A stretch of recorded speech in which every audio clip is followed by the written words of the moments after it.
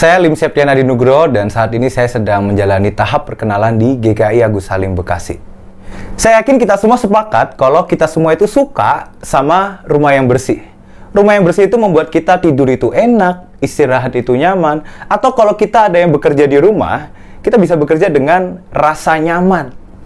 Tapi tentu rumah yang bersih ini tidak tiba-tiba instan, tiba-tiba bim salabim, semuanya rapi, semuanya bersih. Enggak. Tentu ada usaha yang harus kita lakukan untuk menjaga kebersihan rumah kita.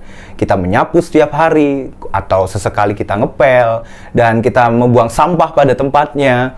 Dan kita pun juga merapikan barang-barang supaya lebih rapi, dan juga membuang barang-barang yang mungkin tidak berguna.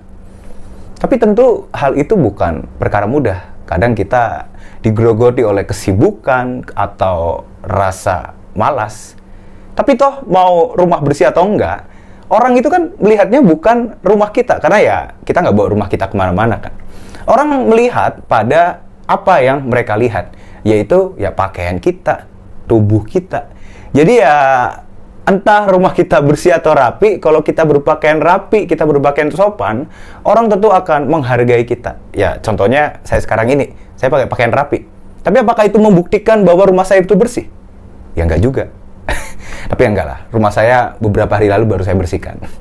Tapi kalau kita mau ngomongin soal kebersihan, kebersihan rumah, kebersihan diri kita ketika di luar, tentu seringkali ini mesti jadi sorotan yang kadang kita lupa.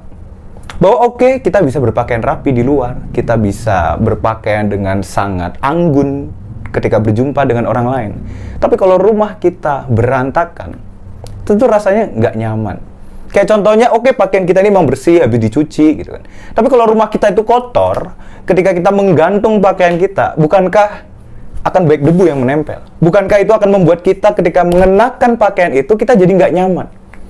Dan ini juga berbicara soal kehidupan kita. Kita bisa berbicara soal kasih, kita bisa berbicara soal kehidupan rohani di luar sana. Kita nampak menjadi orang Kristen. Tapi apakah rumah kita, diri kita, sudah menghidupi kekristenan itu sendiri? Atau jangan-jangan diri kita ini masih berantakan? Tentu ada ayat terkenal dari Matius 22 ayat 37-39. Bunyinya demikian. Kasihilah Tuhan Allahmu dengan segenap hatimu dan dengan segenap jiwamu dan dengan segenap akal budimu. Itulah hukum yang terutama dan yang pertama. Dan hukum yang kedua, yang sama dengan itu ialah kasihilah sesamamu manusia seperti dirimu sendiri. Dan ini sebuah runtutan logika yang mesti kita cermati. Bahwa ketika kita berkata bahwa kita mengasihi Allah, tentu itu harus tercermin bagaimana kita mengasihi sesama kita. Dan yang menjadi dasar dari semua itu adalah bagaimana kita mengasihi diri kita sendiri. Kita seringkali terburu-buru untuk, wah, aku mengasihi Allah. Wah, aku mengasihi sesamaku. Tapi sudahkah kita mengasihi diri kita sendiri? Seperti halnya rumah yang berantakan tadi. Kita bisa berpelayanan, kita beribadah, kita bisa menolong orang lain. Tapi apakah kita memahami apa arti dari pertolongan dan perbuatan baik yang kita lakukan selama ini? Apakah kita bisa menghayati atau ada suatu penghayatan yang sudah kita hidupi dalam diri kita sendiri tentang arti pelayanan dan kasih itu sendiri? Dan seringkali ini terlewatkan. Seringkali kita lupa untuk mengasihi diri kita sendiri. Belakangan, atau mungkin sudah cukup lama ya, beberapa tahun belakangan ini, sering digencar-gencarkan soal self-love, mengasihi diri sendiri. Tentu, berbicara soal self-love bukan berarti kita menjadi orang yang arogan, kita jadi orang yang individualis, kita jadi orang yang mau seenaknya sendiri. Enggak, bukan itu. Melainkan mengasihi diri sendiri adalah ketika kita bisa menemukan hikmat.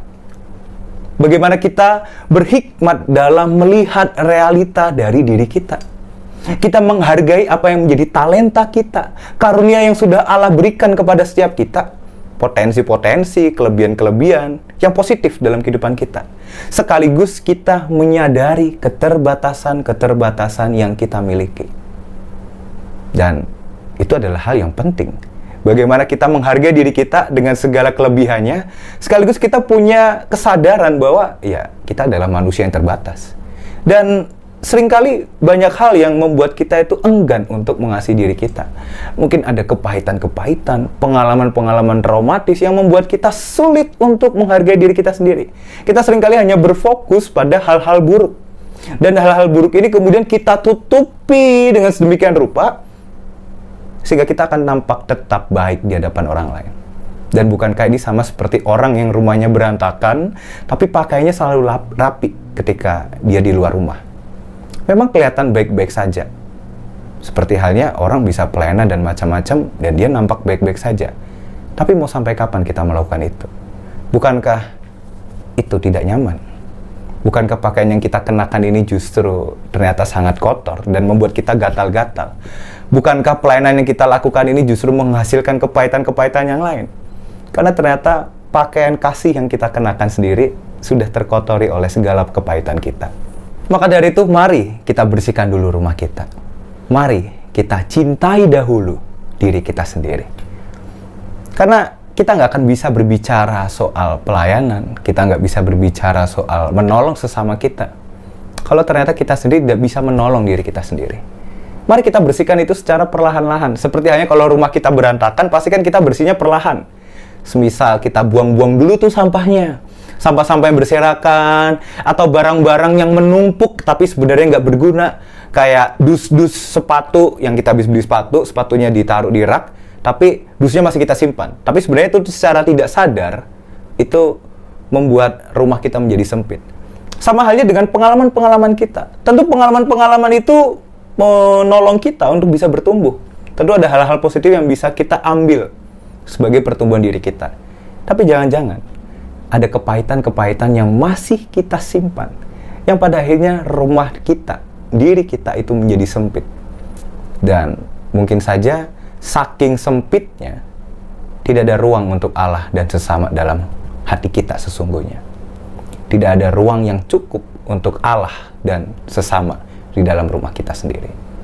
Maka dari itu, mari kita pindahkan dulu hal-hal kecil yang bisa kita lakukan dalam waktu dekat. Kita belajar untuk mengampuni segala pengalaman pahit yang pernah kita alami. Kita belajar untuk memaafkan diri kita sendiri yang mungkin pernah gagal sebelumnya. Dan kita ampuni itu sebagai bagian dari kita membersihkan bagian-bagian yang tidak perlu dalam hidup kita. Kita ambil pengalaman yang positif dan pengalaman yang buruk itu kita bersihkan. Bukan berarti kita lupakan, enggak. Tapi kita maknai ulang itu sebagai pembelajaran yang baik dalam kehidupan kita. Karena dari kegagalan itulah yang membentuk kita sampai dengan saat ini. Jadi jangan terjebak pada kepahitan-kepahitan masa lalu. Dan dari hal ini kita bisa belajar untuk perlahan merapikan rumah, kita perlahan merapikan diri kita. Sehingga kita pada akhirnya ketika kita keluar dari rumah kita, kita berjumpa dengan sesama kita bisa menghadirkan kasih yang sejati.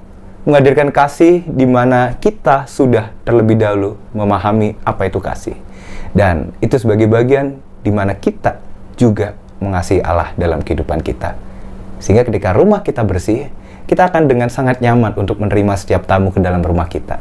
Kita kan nggak mungkin ketemu orang cuma di luar aja. Sesekali ada orang yang tertarik untuk masuk dalam hidup kita. Dan apakah kita sudah menyiapkan rumah kita?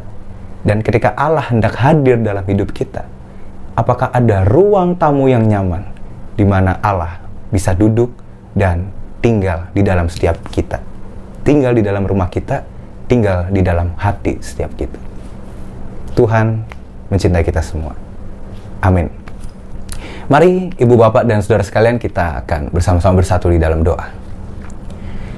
Tuhan Allah kami yang penuh kasih, kami hendak mengucap syukur atas setiap kasih dan juga penyertaan yang Kau berikan dalam kehidupan kami. Dan kami memohon tuntunan hikmat Roh Kudus-Mu. Biarlah Roh Kudus-Mu lah yang menyertai setiap kami, yang menuntun kami untuk sedikit demi sedikit membereskan apa yang ada dalam diri kami. Menolong kami untuk membersihkan rumah kami, Tuhan. Sehingga kami bisa menemukan dan juga memahami apa makna dari kasih. Sehingga kami bisa mengasihi sesama kami. Kami bisa mengasihi Engkau dalam kehidupan kami secara utuh.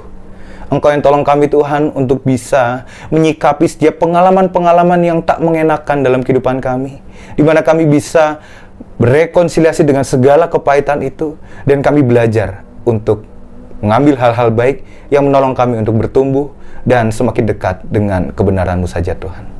Dan Engkau yang akan tolong, Engkau yang akan kuatkan kami, dan kasih setiamu lah yang menguatkan setiap kami. Di dalam nama Tuhan kami Yesus Kristus, sahabat dan juru selamat kami. Amin. Tuhan Yesus memberkati kita semua.